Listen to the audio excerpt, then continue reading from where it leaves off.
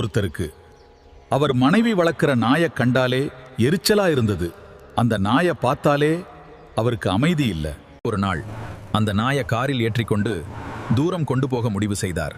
2 kilometre தள்ளி ஒரு பூங்காவுக்கு சென்றார். வீட்டுக்கு வந்ததும் அவர் அதிர்ச்சி அடைந்தார். அந்த நாய் அவருக்கு முன்னாலேயே வீட்டில் நின்று கொண்டிருந்தது. அடுத்த நாள் இன்னும் தூரம் அழைத்துச் செல்ல முடிவு செய்தார். 10 கிலோமீட்டர் தள்ளி ஒரு மைதானத்தில் விட்டார். இந்த முறை வேறு வேறு சாலைகள் வழியாக வீடு திரும்பினார். நாய் வழி கண்டுபிடிக்காது என்று அவர் நினைத்தார். ஆனால் மீண்டும் அந்த நாய் வீட்டிலேயே இருந்தது. இதை பார்த்தவர் மிகவும் குழம்பினார். 3ஆம் நாள் ஒரு முடிவோடு மீண்டும் காரில் கிளம்பினார். இந்த முறை மிக தூரம் செல்ல நினைத்தார். ஆற்றை கடந்தார். பாலம் ஏறி இறங்கினார்.